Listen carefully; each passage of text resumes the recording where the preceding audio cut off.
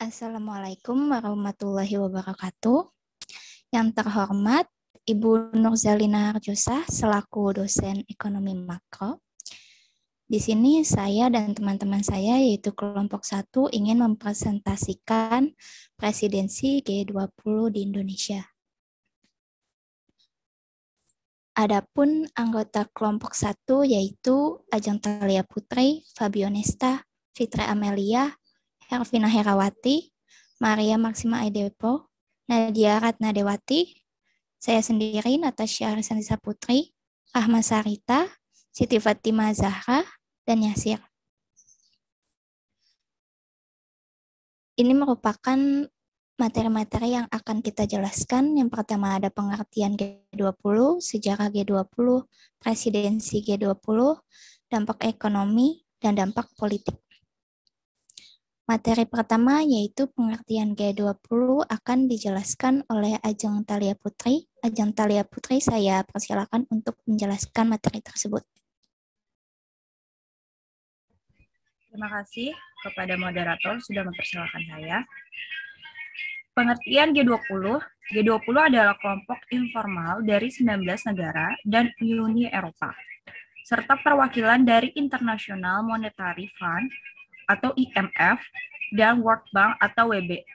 G20 merupakan forum ekonomi utama dunia yang memiliki posisi strategis karena secara kolektif mewakili sekitar 65% penduduk dunia, 79% perdagangan global, dan setidaknya 85% perekonomian dunia. Yang kedua yaitu pembentukan G20. Terbentuknya G20 adalah krisis keuangan Asia yang terjadi pada tahun 1998 sehingga muncul pendapat untuk membentuk forum yang dapat membahas isu-isu penting perekonomian dunia, baik negara maju dan berkembang. Sekian materi yang saya sampaikan. Terima kasih Ajeng atas penjelasannya. Materi selanjutnya yaitu sejarah G20 yang akan disampaikan oleh Nadia Ratnadewati. Nadia, saya persilahkan untuk menyampaikan materi tersebut. Baik, terima kasih Saudari Natasha. Materi selanjutnya yang akan saya bacakan yaitu sejarah G20.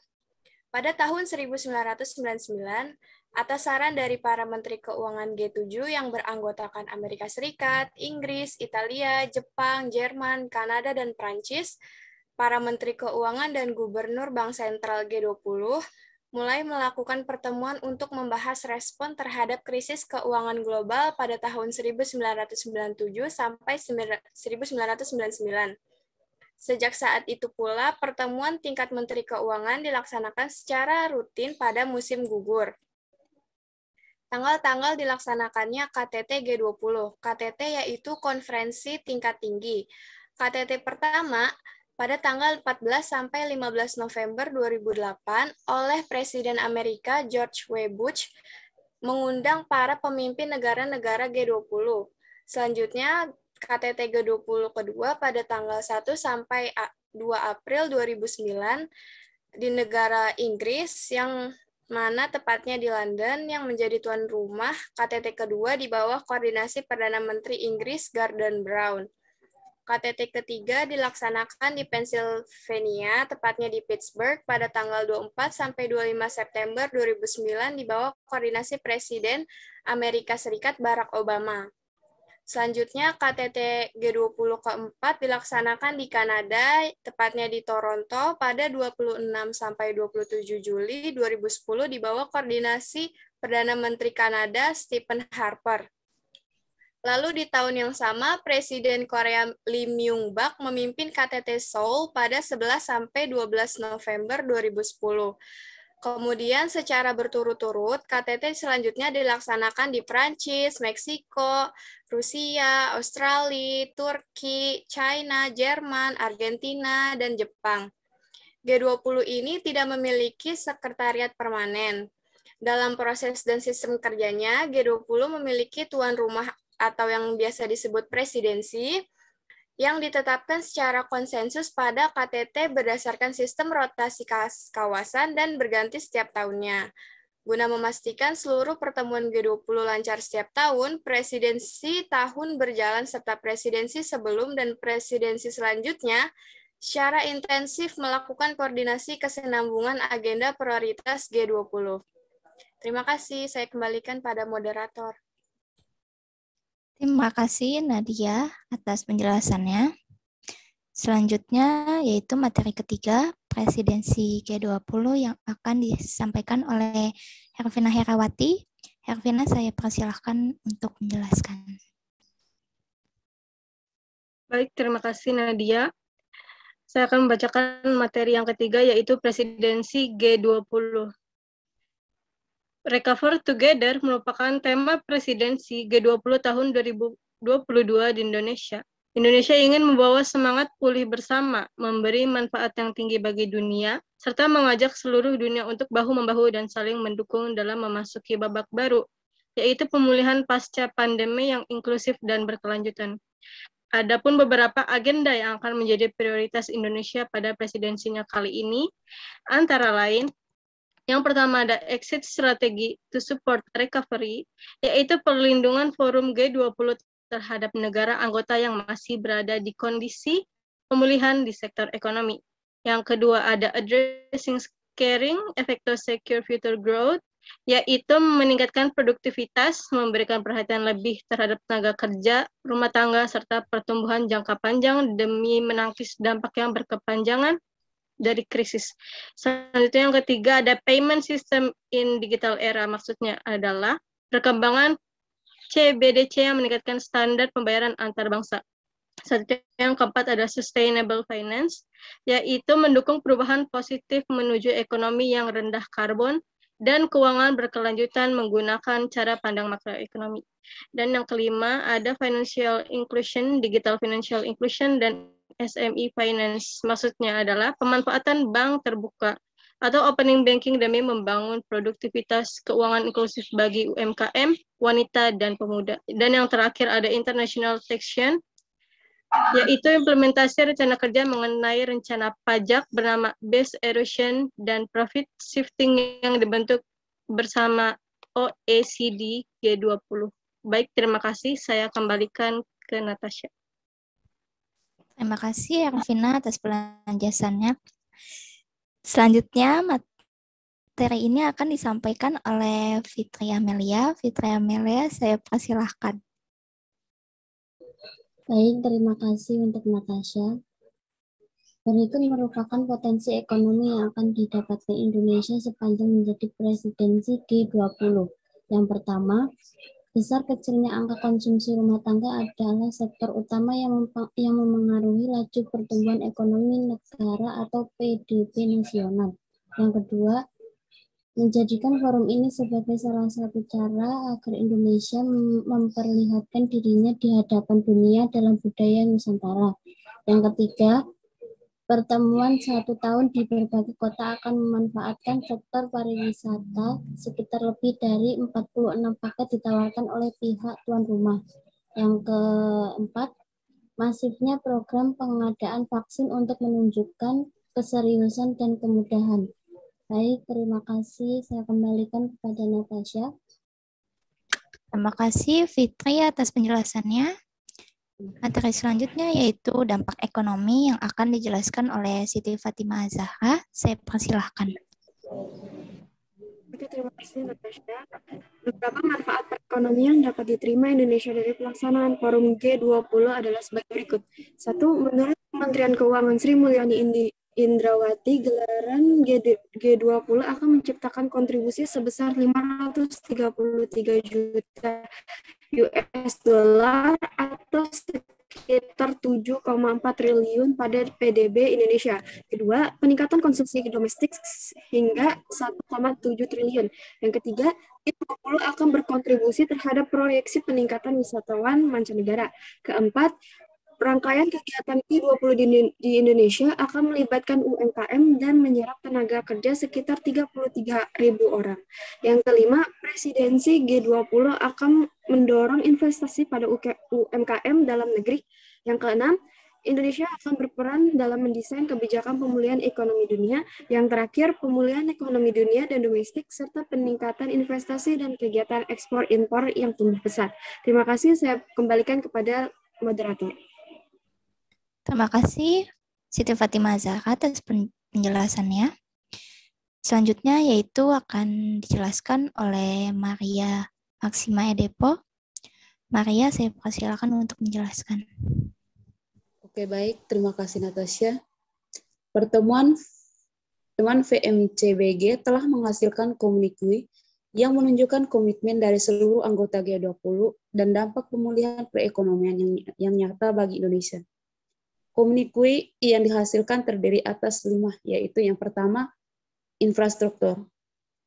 Infrastruktur yang pertama, A. Melaksanakan G20 roadmap. B. Meningkatkan peran sektor swasta dan publik dalam pembangunan infrastruktur. Yang kedua, financial sector reform. A. Memperkuat sektor keuangan global. Dan B. Mengelola risiko dan mengoptimalkan digitalisasi sektor keuangan. Yang ketiga, international financial architecture. A. Negara maju melakukan normalisasi kebijakan yang dikalibrasikan, direncanakan, dan dikomunikasikan dengan baik. B. Negara emerging dan berkembang menerapkan kebijakan makroekonomi dan sistem keuangan yang sehat untuk mengantisipasi normalisasi kebijakan negara maju, termasuk perlunya kebijakan arus lalu lintas modal dan diversifikasi mata uang. Yang keempat, international taxation. A.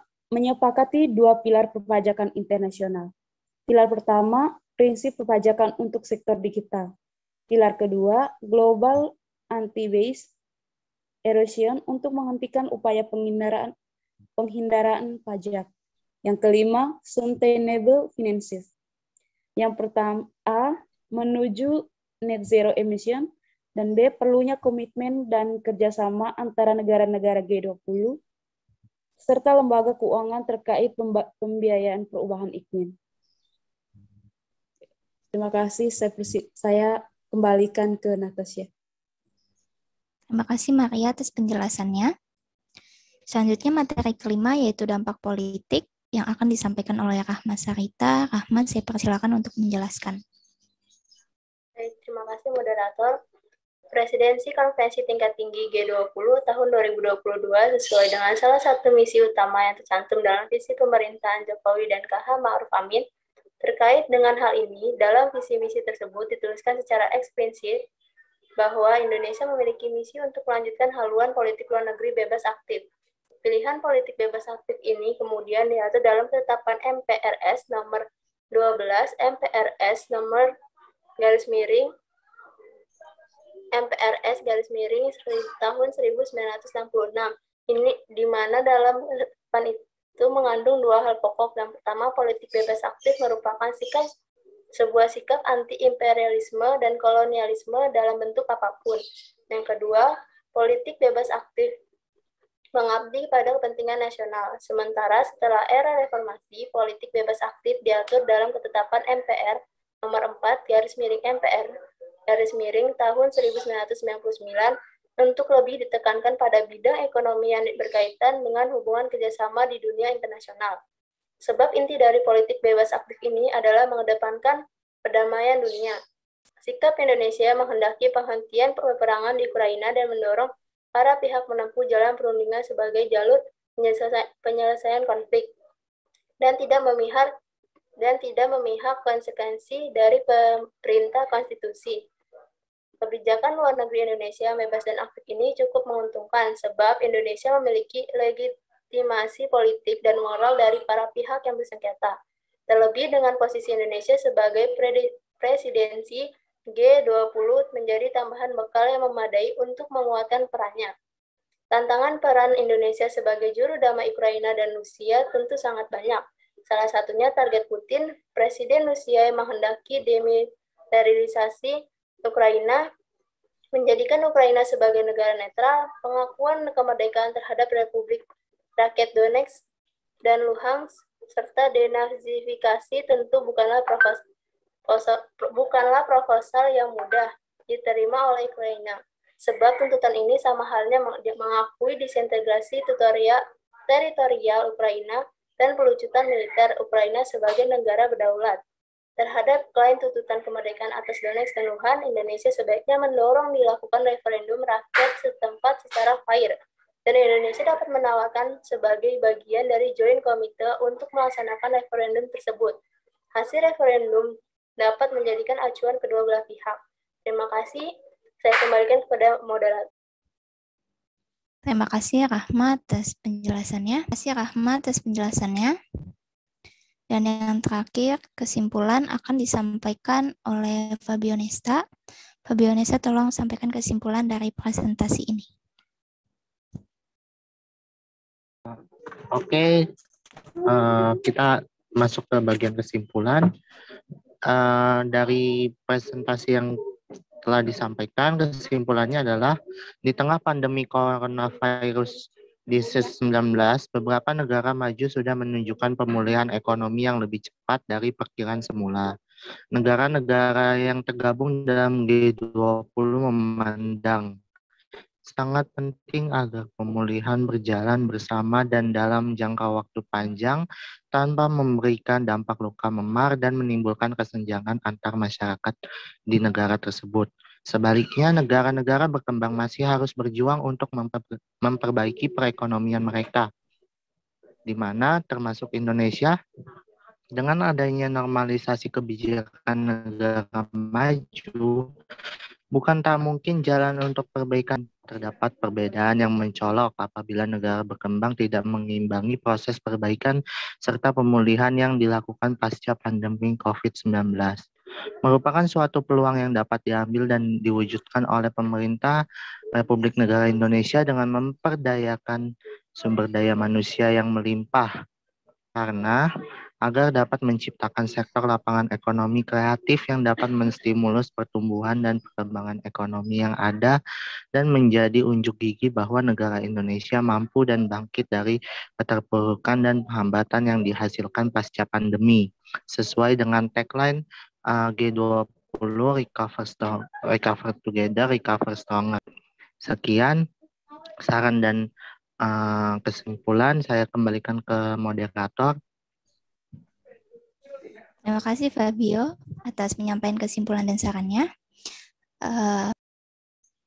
Dan yang terakhir, saran dari materi ini akan disampaikan oleh Yasir. Yasir, saya persilakan untuk menyampaikan sarannya. Terima kasih Kak Natasha atas waktunya. Dengan ini, saran yang dapat kita sampaikan adalah dengan mengangkat tema tagline Recover Together, Recover Stronger, yang berarti kebangkitan dan pemulihan yang dilakukan bangsa Indonesia tidak lepas dari tanggung jawab masyarakat dari golongan tertentu saja, tetapi harus mencakup dan melingkup seluruh lapisan masyarakat agar dapat mewujudkan proses pemulihan yang lebih maksimal dan menyeluruh, agar mencapai stabilitas kehidupan berbangsa dan bernegara. Selain itu, Indonesia pun diharapkan agar dapat memegang teguh ajas politik bebas aktif di dalam menjalani kegiatan berpolitik, karena faktanya di dunia dihadapkan dengan krisis geopolitik yang ada saat ini. Langkah mandiri dan inisiatif yang sangat berprogresif akan menimbulkan dukungan dan apresiasi dari negara lain, di mana kita tidak perlu memihak dan bergantung kepada negara lain tanpa memutus hubungan dengan negara lain. Sekian saran dari yang akan saya sampaikan. Saya kembalikan kepada moderator. Terima kasih Yasir atas penyampaian sarannya. Sekian presentasi dari kami, kelompok 1. Mohon maaf apabila ada kesalahan. Wassalamualaikum warahmatullahi wabarakatuh. Waalaikumsalam warahmatullahi wabarakatuh. Terima kasih.